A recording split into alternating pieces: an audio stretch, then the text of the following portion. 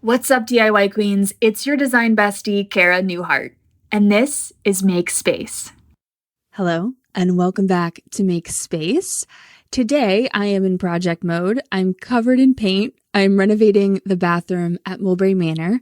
It's a dumpster fire, like every single room, and I haven't actually showed anything on social yet, but so far so good, so stay tuned. But I'm taking a break to do a fun solo episode that I think will be really helpful. I wanted this to be like very practical and just kind of walk you through like how I plan DIY projects from idea all the way to doing them to even revisiting and reworking later.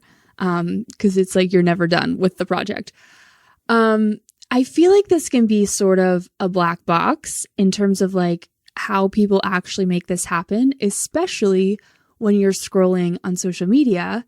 It kind of feels like it's like people see a project, they like it, they make it, and that's it. And there's step by step, but there's like a lot of nuance that's hard to convey in a video. Like, especially when I'm trying to share my projects, I feel like there's so many parts of it that I can't like explain my full process within a minute of a reel. So I just try to give the overall step by step. And then every project's different. So if you're taking a project idea that somebody did in their space, doing it for your space, there's changes you need to make so that it fits your space and what you need. And so knowing the process of like how to actually plan a project is helpful because it means you can adapt any inspiration to fit your space. And you can also start from scratch to create something that actually fits you in your space in your house versus like a copy paste situation where we're just recreating projects with no deeper intention or purposefulness in making sure they align with our life and how we want our house to be. So yeah, I think we should just walk through all the phases that we go through when planning a project. Now, this episode could honestly be titled like planning tips from someone that hates planning because I'm not naturally a planner. So my process is not very linear in terms of like, first we do this and then we do this and then we do this. We're kind of like oscillating back and forth between this step to this step and then go back and change things. I think that's honestly the best way to plan home projects because as any contractor or renovator or home builder will tell you, things never actually go according to plan. I mean, if you watch any HGTV show, you know this. It's like there's always like some unforeseen problem, like a water leak or a stud that we didn't know was there or the wall is load bearing. Like there's always something that we didn't account for in the planning stage. And what this means is that you can create a perfect plan, but you won't be able to follow it step by step, and you will need to make adaptations and be flexible and make changes along the way. And so my approach has been, I just don't create that rigid of a plan or that fleshed out of a plan. It's like I plan the things that I really know I need to stick to, which can be things like budget or measurements, but there's always changes along the way. So that being said, this isn't like a linear like checklist. It's just kind of a structure that will help you be more intentional about planning your projects so that you don't start and have to rip things down and change things and go way over budget. Okay, so the first step, which is arguably the hardest for some people, is picking a project. So especially when I work with people doing like DIY coaching, or I help people with projects they've either started and messed up, or help people like plan out a project. I do like one-on-one calls, which is so fun. But one of the things people struggle with the most, I would say, is like deciding where to start, especially if they've bought a house and they have a million projects they want to do, or they feel like they need to redo every room. Or it's just hard to know like where is the best to invest if you have like a limited budget, like what should you do? And there's lots of things that go into that, like resale value, if that's a concern. Some people are like, I don't care. This is my house and I live in it and I don't care what the next person does. So yes, very personal. But my advice on picking a project, I always go by what I'm inspired to do. Like, honestly, it's like if I see something or I have an idea or I like just want to do something, that's what I do. Now, this is because I'm doing projects all the time, like constantly. And I have found that the projects that I'm inspired to do or excited by, I actually like get more energy from doing. Like they don't feel exhausting or depleting. Like in doing the project, I enjoy the process so much that it like energizes me. That's not the case for everyone. And so if you aren't necessarily like a full-time DIYer, which is like a weird job, I wouldn't say that's my job, but that is what I'm doing all the time. If you are more of a regular person that is just renovating your house and you don't know where to start, number one, I would say focus on spaces that are going to have the biggest impact in your daily life. Like the rooms that you use every single day, like bedrooms, great place to start because it literally like you spend 8 hours in your bedroom and it can really help set like a mental tone for the space or relaxation. That can be a really good room to start with. Living rooms, really anywhere you spend like the most amount of time in, because in investing in that space, it's going to affect your everyday life a lot. Now, you have to balance this with the idea that you're going to rip that space up. So for a short period, you will be out of balance and you will, your house will not be maybe workable. So I definitely would say if you are new to DIY and renovation, don't start with something like a kitchen or a bathroom. There's a lot of nuance there, a lot of things with like plumbing and electrical. And it's really just better to start with a space where you can kind of get your bearings and really understand like space planning and little things before we move on to those big ticket spaces, because there's a lot of lessons you can learn on the less significant spaces like bedrooms that will help you when you do like big renos, not to mess up. So yeah, picking things that have the biggest impact on your everyday life. And secondly, picking things that stress you out. Like if there's a problem area or a space like maybe your mudroom or your entryway where you look at it every day and it just gives you that feeling like, ugh, I hate this. Like it's horrible. It's not working well. That can be another space that's really good to tackle.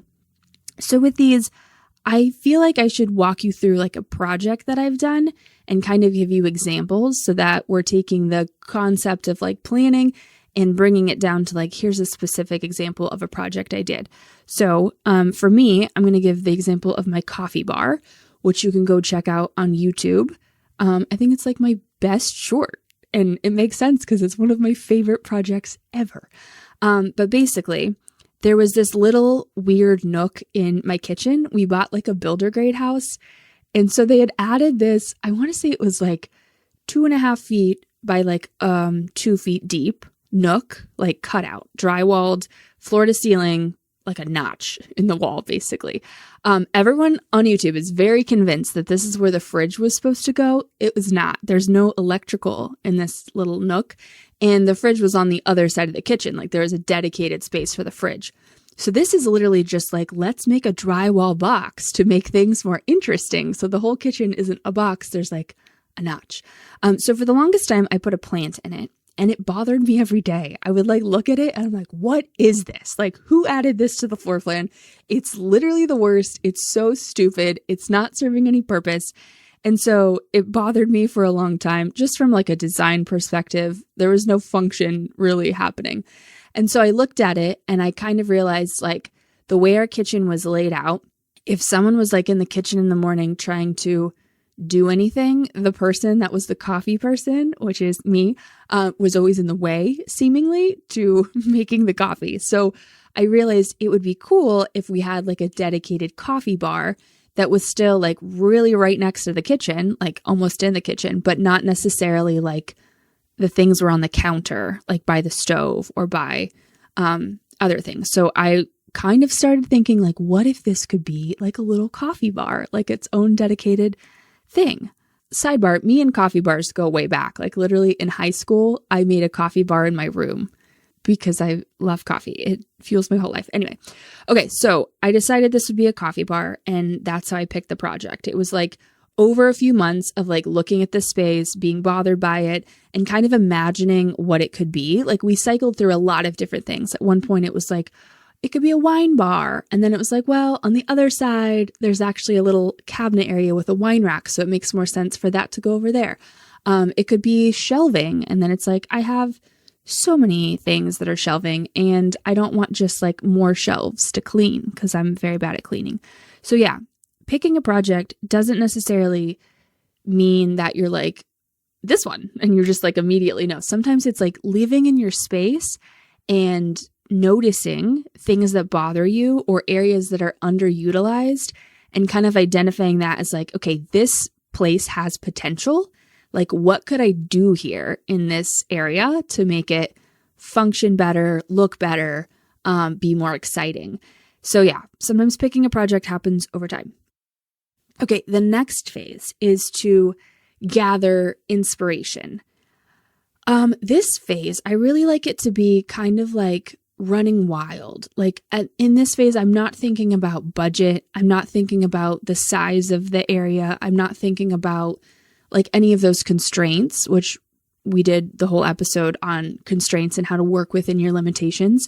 So this is like a dreaming time where we're not thinking about the limitations. We're like, if I had unlimited money and unlimited time and an unlimited skill set and wasn't afraid to use any tool, like what could this look like for me?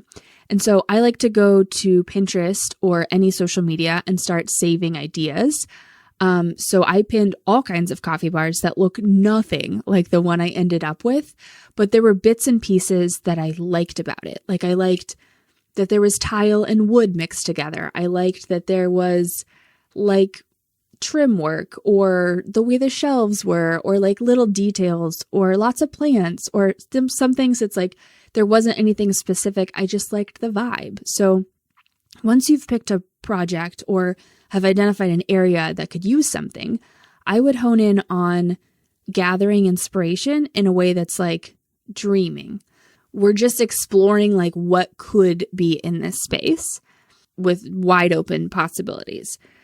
Also, it could be things that like you don't find on social media, but you've just had in your head forever, like you've always loved or you've always dreamed of having. So it doesn't have to be like you're literally looking at home inspo. It can be more largely inspired by things you want or things you like. Like I was just reminded of like the episode I did with Leanne Ford, and I was asking her where she got her inspiration, and she was telling me like rock bands. So like inspiration can be from such unconventional sources, but it's something that like informs your style, gives you a vibe, gives you like a direction. So yeah, when you're gathering inspo, stay open and don't limit yourself into like, what could I do or what can I afford? Just dream big, because I think if you have a strong concept, it's way more easy to make it happen in an unconventional way. Like if you have a very clear vision on what you want, then when it comes time to budget, it's like you can sort of find a way to make it happen, whether it's like thrifting pieces or building something you would have bought or just being like really creative. When you have that strong vision, it drives the creative process and you're not starting from scratch trying to invent something. You're like trying to bring this vision to life with the resources you have. And it's a lot easier. I hope that makes sense. That was very conceptual. But yeah, if you're struggling with the limitations part, go back and listen to the episode where we talked about limitations and how to use them in your creative process. Okay, so then I like to get my head out of the clouds and start working on establishing the function of the space. So now I've identified a project I want to do, some space that has potential. I've dreamed big and created all these like hypothetical, fun design concepts. And now it's like, okay, what will actually work for me in my home, in my everyday life? And I talk about this a lot. There's a whole exercise in the journal, Make Space Journal, about how to do it. But basically, you sit down and you list everything you're going to do in the space. So like following your daily routine, like everything you're going to do. So for me and the coffee bar, it was like, I'm going to make coffee, sometimes with the like drip coffee machine, sometimes with the espresso machine. And then kind of thinking of like all the things around that. And this one is like very specific and targeted. Like if you're doing a whole room, this list is going to be a lot wider. like there's a lot more activities. For coffee, it's like little nuances of like how we make the coffee. Like there needs to be coffee stirrers, and then there needs to be like tea bags in case I want to heat up water with the espresso machine to make tea instead of coffee. And so it's like, it was very specific in terms of like everything I was going to do. I was going to be stirring a coffee. I was going to be steaming some milk. And so that informed like how I set up the space. Like the coffee machines needed to be within reach. There needed to be an outlet. So I wanted like things like countertop height. I wanted an outlet. The shelves above, I wanted the first shelf that I could reach to have like the things I would use all the time, like the stir sticks, tea, whatever. And then the next shelf would have things like that I'm going to use occasionally. So maybe like coffee beans to refill the hopper, or just things I wouldn't be using every day. So basically, when you establish function for a space, you're looking at like what is actually happening in that space and then trying to match up design elements that are going to support that. That's the best way to describe like translating function into form and into like actual things you can use. And so I would sit down and write down like everything you're doing. So if it's a bedroom, you're sleeping, you're maybe reading a book and you want a corner chair for that.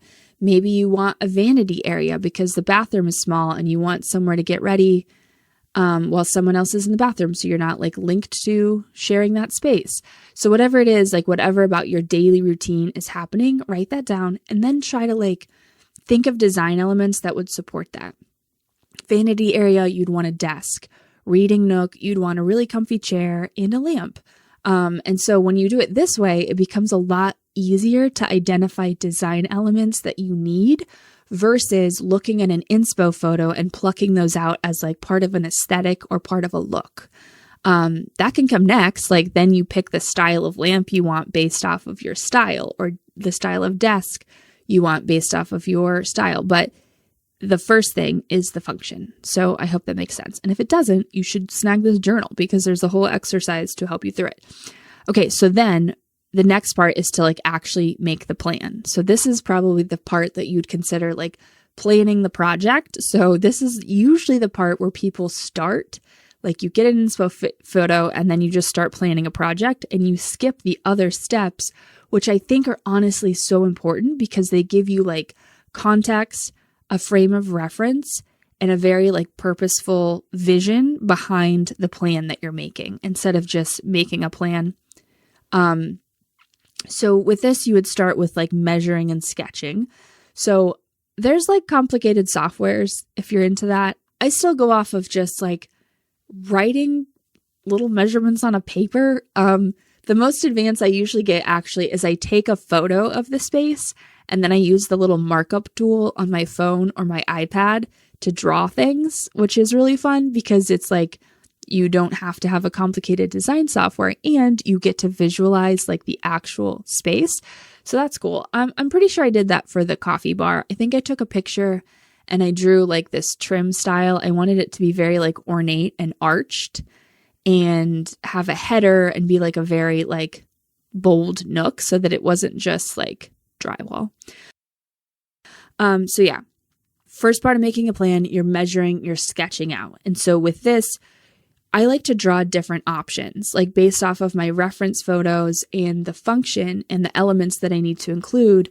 I draw a lot of different options. Like it could look this way, it could look this way. And so for this, it was like, we could have open shelving, we could have cabinets, we could have, something that rolls in and out. I played around with like a whole rolling cabinet idea for a while there. And I landed on making a cabinet that looked like a piece of furniture with legs. Because I thought it looked less weird having like different cabinets on the other side and trim on the bottom. I feel like you're going to have to look at the video for this to make sense. But when you do, it'll make sense. Also, I repainted it 700 times and changed it. So that was fun. But yeah, drawing different options lets you visualize it in different ways and really explore like what is going to work best, because good design finds what's optimal, like what is best for this space. I like to reference my inspo for different elements, like what if the shelves were wooden versus metal versus tile. Like, what if I wrapped them in copper was like a whole plan at one point. And just letting yourself explore all the different ways it could look. In this stage, I also research how-tos and tutorials. So for this one, let's see, this was like a while ago. So I didn't know, I'd never made cabinet doors at this point. So I was doing a lot of research around like how to make cabinet doors, how to measure cabinet hardware, like different offsets, and learning how to do that. There was, I was researching countertops, like how I could buy like countertops. At that point, everything was very expensive. So I ended up making my own, like my own butcher block. I got a bunch of oak 1x2, like little boards, glued them all together, like sideways, and then cut it to fit the space, which was really fun. There was a lot of research around how to like cut things, like how to make a template, because the nook was like not square at all, which almost nothing in your house is ever going to be square, just so you know. But this one was like one side of the wall was bowed and rounded, and the back was like straight and wonky. And so I had to figure out how to make a template so that I could cut my custom countertop to fit exactly. So it would be just like a caulk line and it would look really polished. So in this phase, like you're also researching different techniques, different materials, maybe watching a lot of YouTube videos to see like different versions of how people did stuff. And for this, you're looking for like, what is within my skill set? Like, what tools do I have that I know how to use? And what are people doing that are like, okay, I could do that. Like, I know how to do that. Or I need to learn that and I need to get that tool. And so you're kind of assessing like how invested you want to be in this process. You're also deciding like what parts you want to DIY versus outsource. This is especially important, like knowing your limits, knowing when you need to call a professional. So mine was, for this one, was adding an outlet. So I'm comfortable doing that because my dad was like an electrical contractor. It was literally like my high school job to crawl around the attics with him, fishing the wire. So I was very comfortable pulling off of an existing outlet to add an outlet. But for a lot of people, this is like a big no-no because really, you should call a professional. Like I should have called a professional anyway because it's just safer. But I was comfortable doing that and willing to take the risk associated with doing my own electrical, which can be fire and your whole house burning down. But I felt like that was in my skill set. You need to assess this for yourself, and everyone has different skill sets. So knowing as you make your plan, like what parts of this can I do and what parts of it do I need to outsource and call a professional? So like you could, in the coffee bar example, call someone to add the outlet for you and then build around it. Also in this phase of like making the plan, you can break things up into phases. So I like to do this to make things more approachable and or budget friendly. So if you have a big project you're tackling, you can do like phase 1, I'm going to do this part. Phase 2, I'm going to do this part. So like in a bedroom, it could be phase 1, I'm doing my wall trim accent wall. Phase 2, I'm going to pick and change lighting. Phase 3, I'm going to get new furniture. And you can spread these out based on like how long it's going to take you and kind of tackle each piece at a time. Or budget wise, like if you this year have this amount of money to do this part of the project, and then next year we got to save up and do the next phase. It does not have to be done at once, especially when you're DIYing. You have that flexibility to make a plan that works for you, fits your budget, and fits what you're able to tackle at one time. So definitely as you plan, make a plan for like, what am I actually doing in the space in terms of like materials and measurements? What am I making? What am I outsourcing? And what am I doing now versus later? For my coffee bar, I initially built like the base and the shelves because that allowed me to use it like day one. And then my trim, it took me a while to figure out like what I actually wanted it to look like. So I waited a while before I came back and added like trim on the sides and the header. So I did that part in phases. And then when I did that, I actually repainted the whole thing and changed the color. And that goes into like how to pivot and problem solve, which we'll get into in a second. But then after you make your plan, the next part is to budget and buy things. So this, as you are making your plan, you might oscillate in between these two steps, like checking out how expensive things are. Is this doable? All of that. But you can set a target budget, and then you can order your materials and supplies from Amazon or Home Depot or whatever. And so, yeah, this is after making a plan, because you don't really order these till you have a plan. But the research of like, does this material work for what I'm doing, and all of that, yeah, that happens first while you make your plan. So then you're buying things. I like to buy things all at once for the most part. Like I make a whole plan, like this bathroom I'm doing. I made a whole plan, and then I did a bulk order on Amazon with like new toilet flusher, which I'm so excited about. It's like the weirdest one you ever saw. It's like a little X and gold, and it twists. So you'll see that later. But there's like hardware, paint, trim, all of that. I usually make a big spreadsheet of everything I need to get. And then sometimes I type in like the prices and where it's from, so I can kind of budget things out. It's never a comprehensive list for me. I always have things I need to go back and add that I forgot. But if you're really good at planning, this might be, yeah, you might be able to get it all.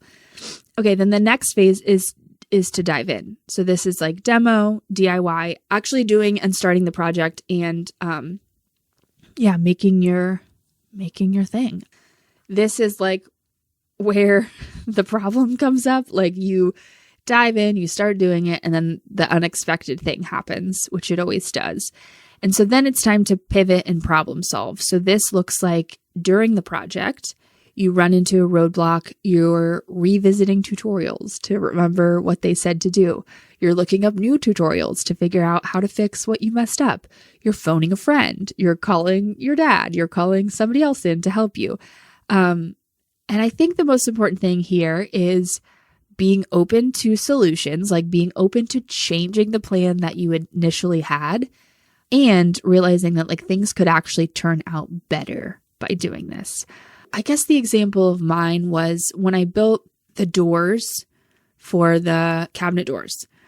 I initially built the cabinet too close to the front of the nook. So like it was too far out. So the cabinet doors, like if I was going to build normal cabinet doors that are like maybe 3/4 an inch thick, they were going to stick out way more than the other cabinets on the other side. And it was just going to look dumb. So I ended up getting 1/2 inch oak, like smaller, thinner boards, and making the cabinet door out of those.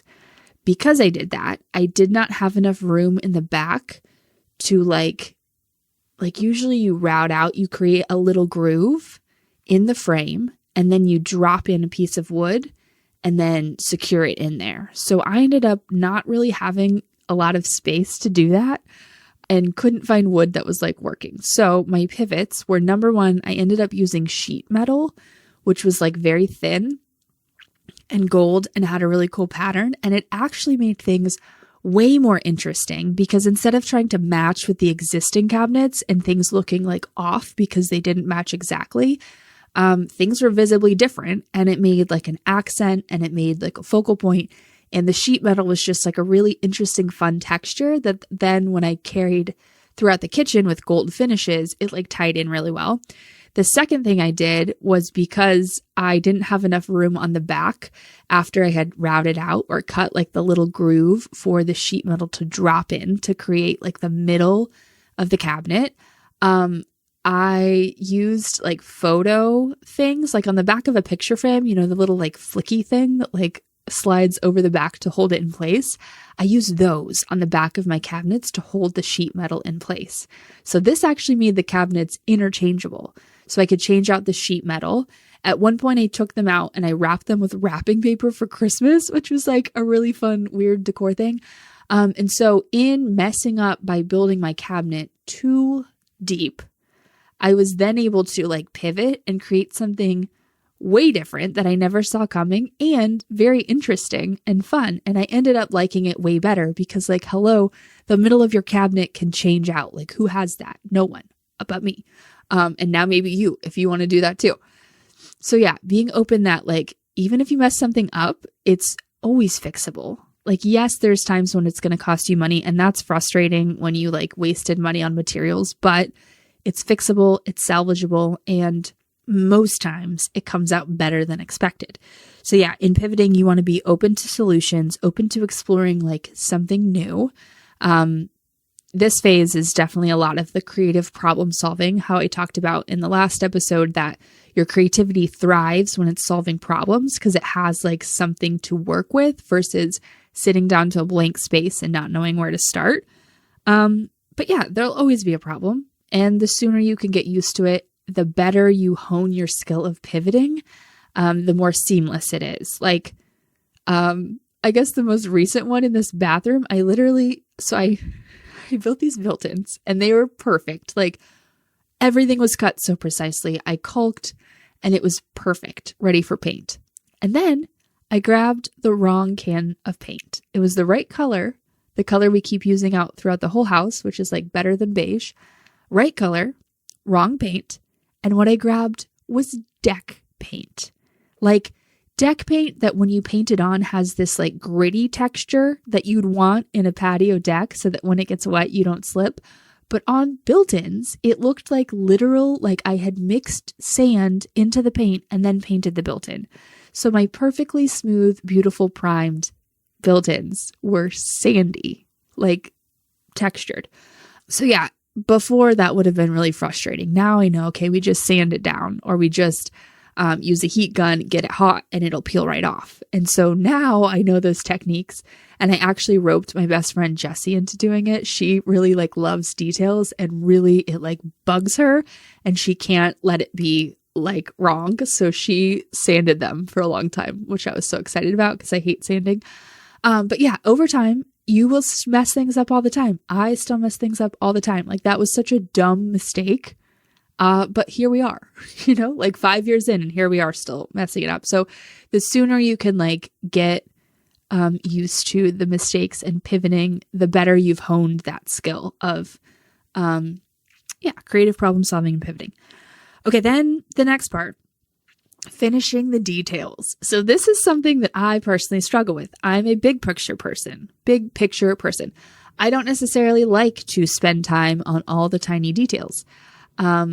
So this has led to me finishing a project 95% of the way and moving on to the next shiny fun thing.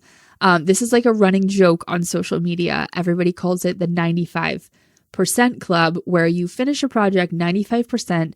There's something that needs done, whether it's like you need to attach a handle, you need to caulk something, you need to paint a tiny corner that you missed. Like there's something you didn't finish.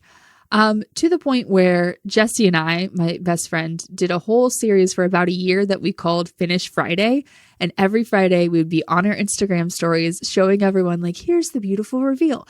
And here's the part we didn't finish that you never would have noticed, but like is embarrassing because it's like, it's not done. And then we'd spend the day finishing it. So yeah, finish the details as soon as you can after the project is my best tip, because otherwise it will just go on forever. And the longer you leave it, the less likely you are to care and or finish it. And then reflecting and reworking. So this is where I say like the project's never done, because then even though like it's visually before and after and finished and you finish the 5%, as you live in the space and live with it, you'll notice things. Like you'll notice like things that aren't working as well, or things that you thought would be a really good idea, but are not a good idea, or don't function as well as you thought. And this is your opportunity to like just take notice as you're living in the space, and then eventually you can rework it. So for me on the coffee bar project, that was repainting. Like I had painted it black because a lot of the finishes in our house were black, like the stair rail and a few other things. And then I noticed like in the kitchen, nothing else was really black. And so it just, well, I guess the hardware was black initially. So that's why it worked. Then I changed all the hardware to gold, and then the black just like stuck out like a sore thumb. And so that's like a visual example, not a functional example. But I reworked it. So I repainted the whole bottom cabinet. So yeah, as you live with it, you're going to notice things that could use changed, whether in the short term, like things you didn't quite get right, or in the long term, like as you grow and evolve and your house needs to change, you can go back and change that project or dedicate that space to something else, whatever that looks like for you. So know that like the after photo isn't the after. It is still a living, breathing, functioning space that should change with you, whatever that looks like, whether it's a paint color or a whole new function years down the road. So that's kind of like the nitty gritty about how I plan DIY projects. And I hope that like giving you insight into this process, number one, gives you permission to do it and mess up and be messy at it, because it's messy. Half the time you're ripping things apart, demoing. But also helps you see that like, it's not as simple as like, I like that, I will make it. And then you just like copy and paste. There's a lot of like intentionality and thought and nuance and pivoting and rethinking that goes into it. And I think that's what makes DIY projects good, like really, really good, where you've made something that fits your life. And so my random DIY is definitely not like, I did it myself so I could save money. Like sometimes you save money. Usually I do not save money. I spend just as much as it would cost for a professional. Because my labor is free, I get to put more of the money into the project, and the items and the outcome. So that's how I've had that trade-off. But, yeah, all that to say, I hope that was helpful in being able to see my process. Know that your process can look different and will look different depending on personality or skill set or how you like to approach things. And that's okay. But if you don't have a structure, you can adopt this one and then change it as you go. And I think that's one of the easiest ways to do it, because you're not like starting from scratch trying to guess.